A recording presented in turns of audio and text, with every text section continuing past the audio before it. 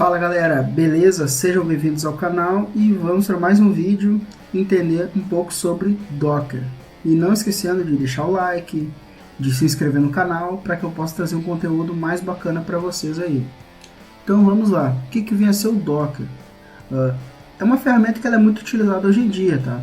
Tanto para desenvolvimento quanto para testes de aplicações de forma isolada, então ele nos auxilia nisso. Ao decorrer desse vídeo e de alguns outros que eu vou passar, a gente vai entender melhor em quais casos que a gente consegue utilizar o Docker e quais são os benefícios que ele pode trazer para nós. Então, primeiramente, o que é o Docker? Né? É uma ferramenta para criação e utilização de containers. Então, a gente consegue criar os containers. Containers são, de certa forma, processos isolados que a gente consegue testar as aplicações. E é uma comunidade open source, então o Docker, o código dele é totalmente open source, a gente consegue contribuir, a gente consegue alterar, a gente consegue ver o que está acontecendo, e é isso aí. Como que ele trabalha? Diferente de uma máquina virtual, o Docker ele faz parte da máquina host, né? Mas a diferença da máquina virtual é que ele compartilha o mesmo kernel, ao invés de ele ter toda aquela carga que a máquina virtual cria ali, instalação no sistema operacional, o Docker não. O Docker ele já utiliza o kernel da própria máquina host. Então, com isso a gente consegue ter apenas o processo que está rodando aquilo que a gente quer que o Docker rode. Então, ele usa recursos do kernel como cgroups, namespaces, netfilter, para isolar o que os processos podem ver e o que podem utilizar. Então, por exemplo, a gente consegue, a nível de processo, limitar a utilização de memória, limitar a utilização de disco, limitar a utilização de processamento e também a parte de redes, né? E o que o processo pode ver são outros processos, ele não consegue ver o que está fora do container. Os processos de um container são mapeados e podem ser acessados do host. Então, o que tem dentro do container, o processo que está dentro do container, ele não tem acesso aos processos do host, mas o host ele tem acesso aos processos que rodam dentro de um container. Então, aqui a gente tem um mapeamento de processos. Os processos rodando dentro de um container, eles podem ser visualizados do host. Aqui a gente tem um exemplo de um container que está rodando o Apache 2, por exemplo. A máquina host, ele vê o processo como esse ID aqui, 49347. Esse é o processo rodando na máquina host. Mas no container, se a gente for ver, esse processo está rodando como ID1. Então a gente só tem um processo rodando dentro do container. Não que a gente tem o processo, o container foi mapeado para o processo do host. Acho que aqui ficou errado porque o ID do processo, o PID, é 1. Então o 47347 é o mesmo que o 1 do host, do container. Então o que a gente pode afirmar aqui? A grosso modo, os containers são configurações de processos, melhor dizendo, um conjunto de processos isolados. E este nível de isolamento é por container. A gente consegue isolar os processos dentro de um container. A gente pode ter vários containers rodando dentro de um host, dentro de um notebook, dentro de uma CPU. Quando eu me refiro a host, é um notebook, uma CPU, inclusive o Raspberry pode ser considerado um host também, que a gente consegue instalar o Docker e rodar esses containers lá dentro de um Raspberry. O host e todos os containers rodam em cima do mesmo kernel, então independente do número de containers que a gente tem, a gente só vai ter um kernel que é o do host.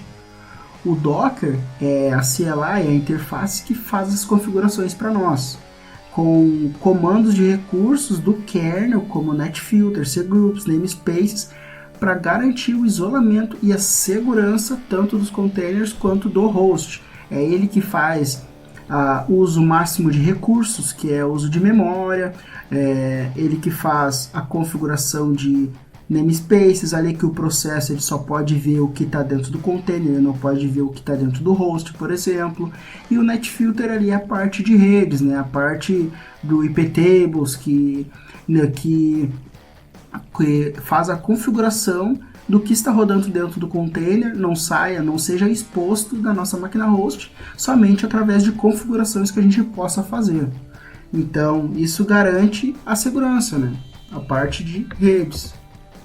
As vantagens, a gente tem um baixo uso de recursos, como processador, memória, HD, SSD, etc. Principalmente pelo caso de a gente não ter dois kernels rodando no mesmo host, porque a gente não tem uma máquina virtual, é só um container que usa o mesmo kernel da máquina host. Então a gente pode ter 100 containers rodando a partir da mesma imagem. Imagem eu vou mostrar o que é nos próximos vídeos. A gente vai criar imagens, subir containers e fazer esses testes. O espaço ocupado continua sendo de 1 GB, né? Porque a gente não precisa instalar várias máquinas virtuais.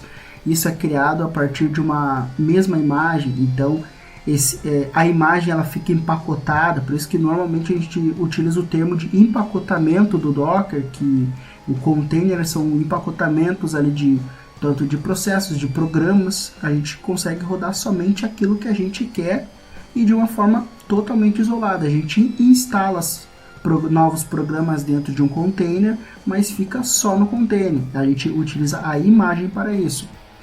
Então, diferente de máquinas virtuais, que no caso seria necessário os 100 GB, né? Então, se a gente quer ter 100 máquinas virtuais, cada máquina vai ter o seu espaço ali sendo ocupado. Mas o container, como ele faz uso de uma imagem, a gente não precisa disso. A gente roda o container em qualquer plataforma. Então, a gente pode rodar no Mac, pode rodar no Linux, no Windows, enfim. As desvantagens. Processamento é dividido entre os containers, né? Então, dependendo da máquina que a gente tem, o que a gente quer processar, como cada container ali vai rodar com o seu processo, e esse processo está rodando no host. Se um processo ocupar muito espaço, se esse processo precisa de muito processamento, os outros containers vão ficar com uma deficiência, mas a gente consegue limitar a quantidade de processamento para cada container. E os containers são voláteis, né? Se a gente não criar uma imagem, se a gente não criar a partir desse container, né? Se a gente não tiver um Dockerfile, que é o que eu vou mostrar depois, tudo que a gente instala dentro do container, no momento que a gente mata o processo do container, a gente não tem mais acesso a ele. Então a gente perde todas aquelas informações que a gente tinha naquele container. Isso pode ser uma vantagem, tanto uma vantagem quanto uma desvantagem. Se o propósito é esse, a gente quer fazer um teste, por exemplo, um teste de malware, a gente consegue testar dentro de um container, tendo a certeza que após o teste, nada vai ficar salvo na nossa máquina, né? Então aqui um exemplo de Docker para o Windows. Como o Windows não é Linux, o Docker ele trabalha com containers Linux. Como o Windows ele vai precisar instalar o Docker for Windows. Então, como é necessário um kernel Linux para rodar containers Linux, e o Windows roda em cima de um kernel NT, então algumas alternativas são: a gente pode instalar o Docker Desktop, que é o for Windows, que utiliza o Hyper-V. A gente pode utilizar o Docker Toolbox, que utiliza o VirtualBox. A gente pode utilizar o WSL, que é o Windows Subsystem for Linux, que também auxilia a gente para uma melhor eficiência do Docker, né? Então o Docker for Windows ele requer o Windows Profissional Plus. Tem o Windows, mesmo sendo o Windows 10 ali, tem alguns tipos de Windows, algumas versões do Windows que eles não permitem que a gente tenha o Docker instalado. A gente não precisa, como ele precisa do Hyper-V, o Hyper-V, que é o hypervisor, né, do Windows, ele não consegue utilizar o Docker. Ele não consegue habilitar o Hyper-V, então ele acaba não conseguindo utilizar o Docker.